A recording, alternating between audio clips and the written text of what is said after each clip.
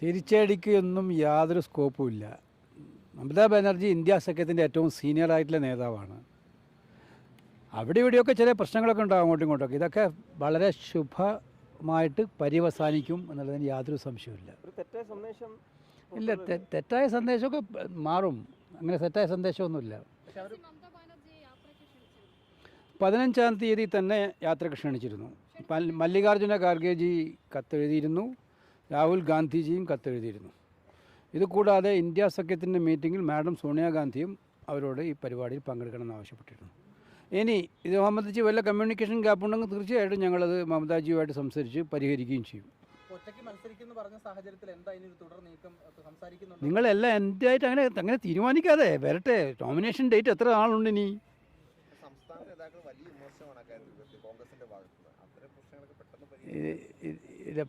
ഞങ്ങൾ വളരെ ശുഭാപ്തി വിശ്വാസത്തിലാണ്. ബംഗാളിലും സഖ്യം ഉണ്ടാവും. കാരണം എന്ന് വെച്ചാൽ ഞങ്ങൾക്ക് അവിടുത്തെ എല്ലാ പാർട്ടികളുടെയും ലക്ഷ്യം ഇന്ത്യ സഖ്യത്തിലെ BJPയുടെ നമ്പർ കുറക്കുക എന്നുള്ളതാണ്.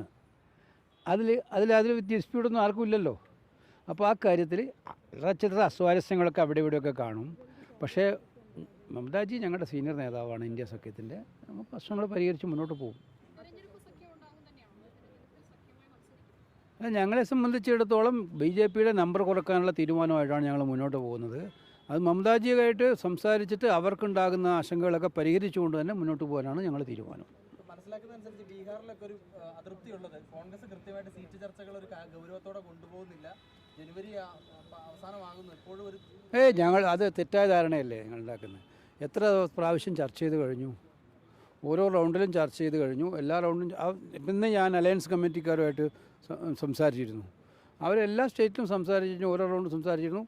അതാത് സ്റ്റേറ്റുകളിലെ പ്രശ്നങ്ങൾ പരിഹരിക്കുന്നതിന് വേണ്ടിയുള്ള ശ്രമത്തിലാണ്. അതിൻ്റെ തുടർ ചർച്ചകൾ നടന്നുകൊണ്ടിരിക്കുകയാണ്. ഉദാഹരണം മഹാരാഷ്ട്രയിൽ നാളെ തുടർ ചർച്ച നടക്കുകയാണ്, ഫൈനലായിട്ട് സംസാരിക്കുക. തമിഴ്നാട്ടിൽ 28-ാം തീയതി ചർച്ചകൾ നടന്നുകൊണ്ടിരിക്കുകയല്ലേ. അതങ്ങനെ പറയാൻ പറ്റില്ല. അതെ, ഇങ്ങനെ വെക്കാതെ സുഗമമായിട്ട് ചർച്ചകൾ അവസാനിപ്പിക്കാൻ, ഏറ്റവും വേഗത്തിൽ അവസാനിപ്പിക്കണമെന്നാണ് ഞങ്ങളുടെ താല്പര്യം. ഇത്രയായി. ഇനിയിപ്പോൾ ഇന്ത്യ മുന്നണിക്കകത്തിലായിരിക്കും. ബാക്കിയുള്ള കാര്യങ്ങളൊന്നും ചോദിക്കുക.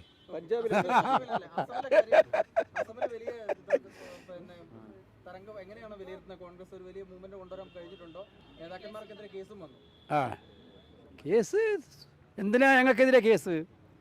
നിങ്ങളുടെ മാധ്യമപ്രവർത്തകർ വിഷ്വൽസ് നോക്കി അറിയാം. ഇന്നലെ സത്യത്തിൽ ആസാമിൽ കയറുന്നതിന് മുമ്പ് തന്നെ മുഖ്യമന്ത്രി പറഞ്ഞു ആസാമിൽ കയറാൻ അനുവദിക്കില്ല. എന്താ? ഭാരത് ജോഡോ ന്യായയാത്രയെ ആസാമിൽ കയറാൻ അനുവദിക്കില്ല. ഞങ്ങൾ ആസാമിൽ കയറി. വലിയ ജനക്കൂട്ടവും പ്രവാഹവുമായിരുന്നു. അവിടെ വലിയ സ്വീകരണമായിരുന്നു. അത് കഴിഞ്ഞ് റൂട്ട് മാറ്റിയത് പറഞ്ഞുകൊണ്ട് ഞങ്ങളുടെ കൂട്ടത്തിലുണ്ടായിരുന്ന ബൈജുവിൻ്റെ പേരിൽ FIR ഇട്ടു. അറസ്റ്റ് ചെയ്യുന്നവരെ ഭീഷണിപ്പെടുത്തി. എല്ലാ ദിവസവും രാവിലെ വൈകുന്നേരം അറസ്റ്റ് ചെയ്യുന്നവരെ ഭീഷണിപ്പെടുത്തിക്കൊണ്ടിരിക്കുകയാണ്. ഞങ്ങളുടെ ജാഥ സുഗമമായി മുന്നോട്ട് പോയി. ഇന്നലെ എന്തായിരുന്നു? ഇന്നലെ രാവിലെ ഇപ്പം ക്ഷേത്രത്തിൽ പോകാൻ തീരുമാനിച്ചപ്പോൾ, ശങ്കർദേവൻ്റെ ക്ഷേത്രത്തിൽ പോകാൻ തീരുമാനിച്ചപ്പോൾ അവിടെ തടഞ്ഞു. ഞങ്ങളിവിടെ ഒന്നും അനാവശ്യമായൊരു പ്രശ്നം ഉണ്ടാക്കിയില്ല. ക്ഷേത്രത്തിൽ പോയാൽ ഞങ്ങൾ തടഞ്ഞപ്പോൾ ഞങ്ങൾ പറഞ്ഞത് ലോക്കൽ MP എങ്കിലും നിങ്ങൾ കടത്തി വിടുന്ന അവസാനം ലോക്കൽ MPക്ക് പോകാൻ രാഹുൽ ഗാന്ധിക്ക് പോകാൻ പറ്റില്ല. അവസാനം ഗൗരവ് ഗൊഗോയ് അവിടെ പോയിട്ട് അവിടെ നിന്ന് പ്രസാദം തിരിച്ചു കൊണ്ടുവന്ന് ആ പ്രസാദം കൊടുത്തപ്പോൾ ഞങ്ങൾ തിരിച്ചു പോകുമായിരുന്നു ചെയ്തത്. ഇന്നലെ എന്താ സംഭവിച്ചത്? ഗോഹട്ടി നഗരത്തിൽ ജാഥ നടത്താൻ പാടില്ല. 2 ദിവസം മുമ്പ് ബജ്രംഗദൾ ഗോഹട്ടിയിൽ ജാഥ നടത്തി. ബജ്രംഗദൾ 2 മാസം മുമ്പ് JP നഡ്ഡാജി ജാഥ നടത്തി. JP നഡ്ഡാജിക്ക് ജാഥ നടത്താം, ബജ്രംഗദളിന് ജാഥ നടത്താം. രാഹുൽ ഗാന്ധി പദയാത്രയായിട്ട് പോകാൻ പറ്റില്ല. ഇതെന്ത് ന്യായമാണ്? അപ്പോൾ ഇതുമായി ബന്ധപ്പെട്ട് ഞങ്ങളുടെ 10,000-കണക്കിന് പ്രവർത്തകർ ഇന്നലെ അവിടെ ഉണ്ടായിരുന്നു. അവരെല്ലാം ഒന്നിച്ചു കൂടി മുന്നോട്ട് പോയി. രാഹുൽ ഗാന്ധി വണ്ടിയിൽ നിന്ന് ഇറങ്ങിയിട്ടില്ല. ഞങ്ങളൊന്നും വണ്ടിയിൽ നിന്ന് ഇറങ്ങിയിട്ടില്ല. കേസ് വന്നപ്പോൾ ഞങ്ങൾക്കെതിരെയെല്ലാം PDPP ആക്ട് അനുസരിച്ച് കേസാണ്, FIR. അതും എങ്ങനെയാണ്? നിങ്ങൾക്ക് എവിടെയെങ്കിലും കേട്ടിട്ടുണ്ടോ ഒരു മുഖ്യമന്ത്രി കേസ് രജിസ്റ്റർ ചെയ്യാൻ ആവശ്യപ്പെടുന്നു DGPയോട്? കേസ് രജിസ്റ്റർ ചെയ്തതിന് ശേഷം മുഖ്യമന്ത്രി തന്നെ ട്വീറ്റ് ചെയ്യുകയാണ് രാഹുൽ ഗാന്ധിക്കെതിരെ, KC വേണുഗോപാലിനെതിരെ, കനയ്യകുമാറിനെതിരെ കേസെടുത്തിരിക്കുന്നു. ഇതെവിടെയും കേട്ടിട്ടുണ്ടോ? മുഖ്യമന്ത്രി കേസെടുത്തതായിട്ട് പ്രഖ്യാപിക്കുന്ന മുഖ്യമന്ത്രിയാണ്. ഇന്ന് ഞങ്ങളുടെ നേതാവ് പറഞ്ഞിട്ടുണ്ട് ഇനിയും കേസെടുക്കാൻ വെല്ലുവിളിച്ചിട്ടുണ്ട്. കേസെടുക്കട്ടെ. ഇന്നും ഞങ്ങളുടെ നടത്തുന്നത്, നാളെയും നടത്തും. അവിടെ ആസാമിൽ, മറ്റന്നാളെ ബംഗാളിലേക്ക് പോവുള്ളൂ. അപ്പോൾ ഇതൊന്നും കാണിച്ച് പേടിപ്പിക്കേണ്ട കാര്യമില്ല. ഞങ്ങൾ ഇത് നടത്തും. അഭൂതപൂർവമായിട്ടുള്ള ജനക്കൂട്ടവും ആവേശവുമാണ് ആസാമിൽ ഞങ്ങൾക്ക് ലഭിച്ചുകൊണ്ടിരിക്കുന്നത്. അതിൽ വിറളി പൂണ്ടിട്ടാണ് ഈ കാര്യങ്ങളൊക്കെ ഹേമന്ത ചെയ്യുന്നത്. ഇന്ത്യ കണ്ട ഏറ്റവും കറപ്റ്റ് ചീഫ് മിനിസ്റ്ററെ എക്സ്പോസ് ചെയ്തുകൊണ്ടാണ് ഈ ജാഥ മുന്നോട്ട് പോയിക്കൊണ്ടിരിക്കുന്നത്. അതിൽ വിറളി പൂണ്ടിട്ടാണ് അതാണ്. ബംഗാളിലെ റാലിയിൽ മമത കാണുന്നു. ഞങ്ങൾ പറഞ്ഞല്ലോ, ഞങ്ങൾ ഈ ജാഥ കടന്നു പോകുന്ന വഴികളിലേക്കെല്ലാം വരാൻ വേണ്ടി കത്തയച്ചിട്ടുണ്ട്. ഞങ്ങൾ പ്രതീക്ഷിക്കുന്നത് ഇന്ത്യ മുന്നണിയിലെ നേതാക്കളും ഇതിനോട് യോജിപ്പുള്ള എല്ലാവരും, പാർട്ടിക്കാരല്ലാത്തവർ ഒരുപാട് പേര് വരുന്നുണ്ട്. അവരെല്ലാം ഞങ്ങൾ വിളിച്ചിട്ടുണ്ട്. ഞങ്ങൾ പ്രതീക്ഷിക്കുന്നത് അവർ വരണം എന്നാണ് ഞങ്ങളുടെ ആഗ്രഹം. പശ്ചിമ ബംഗാളിലെ കോൺഗ്രസിൻ്റെ സംസ്ഥാന ഘടകത്തിന് അതിന് താല്പര്യം കാണുമോ? മമത പങ്കെടുക്കുമ്പോൾ പൊതുവെ ഇടഞ്ഞു നിൽക്കുന്ന സാഹചര്യമാണുള്ളത്. അല്ല, ഇത് ഞാൻ ആ ചോദ്യത്തിന് ഉത്തരം പറഞ്ഞതാണ് ഒരു പ്രാവശ്യം. ഇനി അതിലേക്ക് വീണ്ടും പോകാൻ ആഗ്രഹിക്കുന്നില്ല. CPM പറയുന്നത് അവരെ ക്ഷണിച്ചിട്ടുണ്ടെന്നാണ് മനസ്സിലാക്കുന്നത്. അങ്ങനെയാണെങ്കിൽ മമത ഉണ്ടെങ്കിൽ തൃണമൂൽ ഉണ്ടെങ്കിൽ അവർ പങ്കെടുക്കില്ല എന്ന് പറയുന്നത്. അപ്പോൾ അങ്ങനെ പ്രശ്നം വരും. ഞാൻ ആ കാര്യങ്ങൾക്ക് മറുപടി പറഞ്ഞാണ്.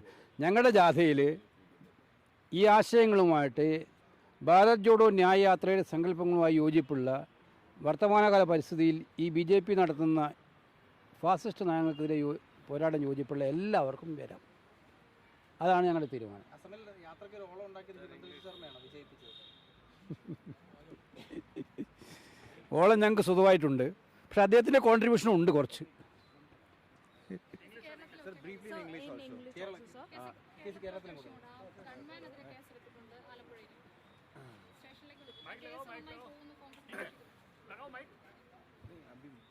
കേരളത്തിൽ നടക്കുന്നത് ഞാൻ പറഞ്ഞില്ലേ, അവർ സത്യത്തിൽ കമ്മ്യൂണിസ്റ്റ് പാർട്ടിക്ക് കളങ്കം ചാർത്തുന്ന ഒരു ഗവൺമെൻറ്റായി കേരളത്തിലെ ഗവൺമെൻറ് മാറിയിരിക്കുകയാണ്.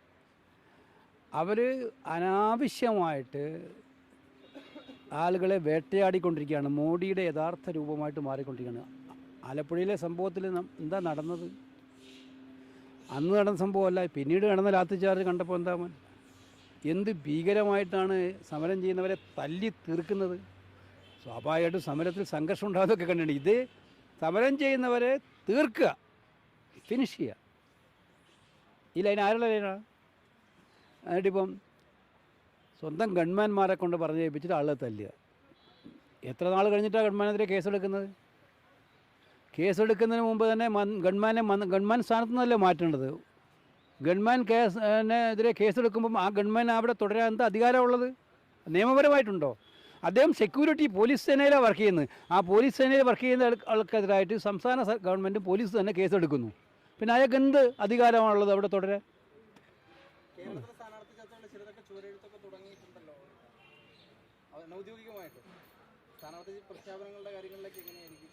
സ്ഥാനാർത്ഥി പ്രഖ്യാപനം നമ്മൾ അതിൻ്റെ പ്രൊസീജിയർ തുടങ്ങിക്കഴിഞ്ഞു. ഓരോ സംസ്ഥാനത്തിനും 1 by 1 ആയിട്ട് നമ്മൾ പ്രഖ്യാപനം നടത്താനുള്ള തീരുമാനത്തിലാണ്. അത് സ്റ്റിയറിംഗ് കമ്മിറ്റികൾ വർക്ക് തുടങ്ങി, ഇലക്ഷൻ കമ്മിറ്റികളുടെ യോഗങ്ങളൊക്കെ കഴിഞ്ഞുകൊണ്ടിരിക്കുകയാണ്. കേരളത്തിലും അത് വെച്ചിട്ടുണ്ടെന്നാണ് ഞാൻ മനസ്സിലാക്കുന്നത്. അതൊക്കെ സമയത്തിന് പൂർത്തിയാകും. ഓക്കെ.